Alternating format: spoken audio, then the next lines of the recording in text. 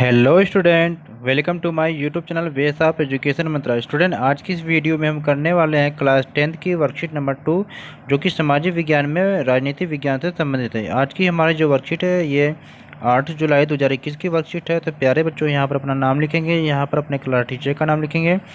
Worksheet शुरू करने से पहले प्लीज़ हमारे चैनल को सब्सक्राइब करिए, इस वीडियो को अपने दोस्तों के साथ शेयर करें और ज़्यादा से ज़्यादा लाइक करें। तो चलिए हम शुरू करते हैं। वीडियो को पूरा अंत तक देखिएगा, जिससे कि इसमें सभी चीज़ बताया गया आप सही प्रकार से समझ सकें। तो हम बात करने वाले हैं भारतीय संविधान के बारे में। आप सभी लोग जानते हैं कि संविधान क्या होता है। एक कानूनी दस्तावेज होता है। हर देश का अपना एक संविधान होता है। संविधान लिखित और मौखिक दोनों तरह से होते हैं। तो प्यारे विद्यार्थियों, पिछले कार्यपत्रक में हमने अपने भारतीय संविधान की उद्देशिका को देखा था। तो बात कर देते हैं उद्देशिका क्या है। उद्देशिका यानी प्रस्तावना एक ऐसा है जैसे हम पूरे संविधान को न पढ़ के हम केवल पूरे संविधान को एक संक्षिप्त रूप से हम जो जहाँ पढ़ते हैं, इस पूरे उद्देशिका में दिया गया है कि हमारा संविधान कैसा होगा। सारी चीज़ें इस उद्देशिका में एक संक्षिप्त रूप में आपको बता दिया गया है। उसमें भारतीय संविधान की प्रमुख विशेषताओं को खोजने का प्रयास किया गया है। आज के वर्कशीट में या कार्यपत्रक में हम भारतीय संविधान की प्रमुख विशेषताओं का अध्ययन करेंगे। यानी कि जो आज की हमारी वर्कशीट है, इस वर्कशीट में हम क्या है, भारतीय संविधान की जो विशेषता है, प्रमुख है, उसके बारे में पढ़ेंगे और समझेंगे। तो चलिए हम देखते हैं क्या है विशेषता।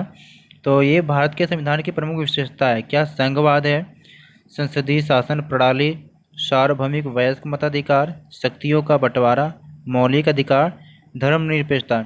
अगर आपसे एग्जाम में क्वेश्चन आए, पूछा जाए कि भारत के संविधान की विशेषता बताइए, तो इन सबको आप बड़ी आसानी से लिख सकते हैं। तो चलिए हम एक एक करके सबके बारे में देखते हैं कि संघवाद क्या है। तो शासन की एक ऐसी प्रणाली है जहां शासन दो या दो से अधिक स्तरों पर बटा होता है। यानी कि संघवाद एक ऐसी प्रणाली है जहां पर शासन क्या है, दो या दो से अधिक स्तरों पर बटा होता है। तो हर विशेषता में आपसे क्वेश्चन पूछा जाएगा। इन सब क्वेश्चन को हम लास्ट में करेंगे। तो यहाँ पर आपको पता लगाना है कि भारत में संघवाद क्या है, अपने उत्तर में पक्ष में तर्क देना है। तो सारे क्वेश्चन हम लास्ट में करेंगे। चलिए अब देखते हैं कि संसदीय शासन प्रणाली क्या है। तो शासन की एक ऐसी प्रणाली है जहां संसद को प्रमुखता प्राप्त है, यानी कि संसद को विशेष अधिकार दिया गया है। जनता अपने सांसदों का जो चुनाव करती है,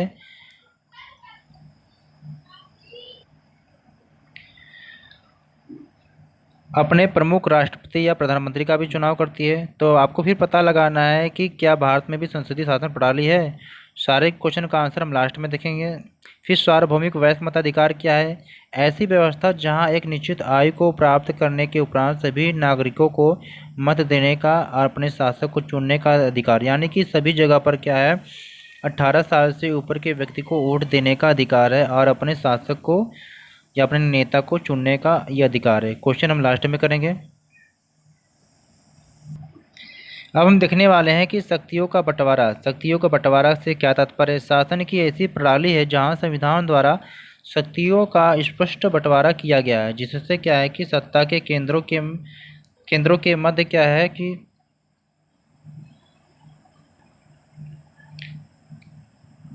जैसे कि केंद्रों के मध्य क्या है, टकराव को रोका जाता है। यानी कि केंद्र सरकार और राज्य सरकार दोनों के बीच में शक्तियों का बंटवारा अलग अलग होता है कि इनकी शक्ति क्या है, उनकी शक्ति क्या है, जिससे क्या है दोनों के बीच में टकराव ना होने पाए। क्वेश्चन हम लास्ट में करेंगे। मौलिक अधिकार क्या है। प्रत्येक देश का संविधान अपने नागरिकों को सम्मान से एवं गरिमामय जीवन जीने के लिए कुछ क्या है, मौलिक अधिकार प्रदान करता है, जिन्हें मौलिक अधिकार कहते हैं। भारत में भी क्या है, मौलिक अधिकार दिया गया है भारतीय संविधान के द्वारा। तो चलिए हम देखते हैं क्या है। धर्मनिरपेक्षता। धर्मनिरपेक्षता क्या है कि शासन की एक ऐसी प्रणाली होती है जहाँ पर राज्य का अपना कोई धर्म नहीं होता, यानी देश का कोई अपना धर्म नहीं होता है। राज्य क्या करता है, कोई देश अपने नागरिकों के मध्य धर्म के आधार पर कोई भेदभाव नहीं करता है। उसके सभी नागरिकों को किसी भी धर्म को मानने की आज़ादी है। यानी कि जैसे भारत को ले लें तो भारत का कोई स्पेशल कोई विशेष धर्म नहीं है। तो यहाँ के जो भी नागरिक हैं वो किसी भी धर्म को मानने के लिए स्वतंत्र हैं। चलते हैं एक एक करके सभी क्वेश्चन का आंसर देखते हैं। तो पहला क्वेश्चन हमारा दिया गया था कि पता लगाइए क्या भारत में संघवाद है। तो अपने उत्तर में पक्ष में तर्क देना है। तो हाँ, भारत में संघवाद है। भारत एक संघीय देश है क्योंकि भारत में सरकार के एक से अधिक स्तर, जैसे क्या है, केंद्र सरकार है, राज्य में राज्य सरकार, फिर क्या स्थानीय सरकार, यानी कि 3 स्तरों की सरकार होती है। शासन के प्रत्येक स्तर के लिए क्या शक्तियों और आय के क्या है स्रोत अलग अलग, सबके जो है आमदनी के स्रोत अलग अलग हैं। सभी प्रकार की सरकारें क्या करती हैं, एक ही नागरिक समूह पर क्या है प्रशासन करती हैं। जो सारी सरकारें हैं एक ही नागरिक के अंतर्गत पर शासन करती है। अगला क्वेश्चन हमारा है कि आपको पता लगाना है कि भारत में संसदीय शासन प्रणाली है। तो अपने उत्तर में पश्चिम में तर्क देना है। तो हाँ, हमारे देश में संसदीय प्रणाली है, जिससे हमें अपने प्रतिनिधि या संसद के सदस्यों का चुनाव करते समय क्या करना है, संसद के यह सदस्य अपने प्रमुखों यानी कि हमारे राष्ट्रपति प्रधानमंत्री का भी चुनाव करते हैं। अगला क्वेश्चन हमारा है कि पता लगाना है कि क्या भारत में सार्वभौमिक वयस्क मताधिकार है। यदि हाँ, तो भारत में सार्वभौमिक वयस्क मताधिकार की आयु कितनी है। हाँ, भारत में सार्वभौमिक वयस्क मताधिकार है। लोगों को बिना किसी भेदभाव के वोट देने का एक समान अधिकार दिया गया, यानी सभी लोगों को समान रूप से अधिकार दिया गया है, चाहे महिला हो या पुरुष हो। बस क्या है, भारत में वयस्क मताधिकार की जो आयु ये 18 वर्ष है। कोई भी व्यक्ति 18 वर्ष को पूरा करता है तो वोट देने का अधिकारी है। अगला क्वेश्चन हमारा है कि पता लगाइए क्या भारत में संविधान द्वारा शक्तियों का बंटवारा किया गया है। यदि हाँ, तो इन शक्तियों का बंटवारा किस प्रकार किया गया है। तो हमारे देश में क्या है, संविधान के द्वारा शक्तियों को 3 सूचियों में विभाजित किया गया, यानी तीन ग्रुप में बांटा गया है।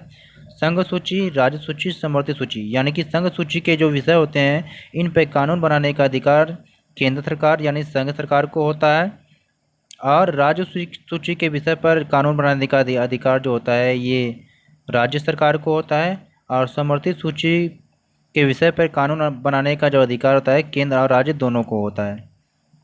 तो चलते हैं अगले क्वेश्चन की तरफ। अगला क्वेश्चन हमारा है कि आपको पता लगाना है कि भारत के संविधान में अपने नागरिकों को मौलिक अधिकार प्रदान करता है। यदि हाँ, तो कौन कौन से हैं।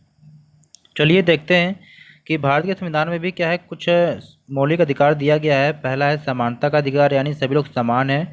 स्वतंत्रता का अधिकार, यानी कुछ प्रकार की स्वतंत्रता दी गई है। शोषण के विरुद्ध अधिकार, यानी कि शोषण के विरुद्ध अधिकार दिया गया है। धार्मिक स्वतंत्रता का अधिकार, यानी कोई भी धर्म अपनाने के लिए आप स्वतंत्र हैं। अगला है सांस्कृतिक और शैक्षिक अधिकार। छठा है संवैधानिक उपचारों का अधिकार। ये 6 प्रकार हैं। अगला क्वेश्चन हमारा है कि आपको पता लगाना है कि भारत में क्या है कि धर्मनिरपेक्षता का पालन किया जाता है या नहीं। तो अपने उत्तर में आपको पश्चिम में तर्क देना है। तो हाँ, भारत में क्या है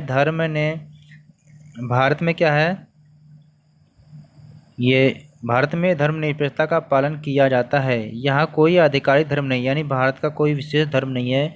सभी नागरिकों को किसी भी धर्म का पालन करने की पूर्ण स्वतंत्रता है। तो प्यारे बच्चों, ये थी हमारी आज की वर्कशीट। बहुत इजी थी, हमने अच्छे प्रकार से कंप्लीट किया। तो प्लीज़ हमारे चैनल को सब्सक्राइब करिए, जिससे आपको डेली टू डेली वर्कशीट मिलती रहे। और वीडियो को ज़्यादा से ज़्यादा अपने दोस्तों के साथ लाइक और शेयर जरूर करिए। Okay, take care, good bye बच्चों।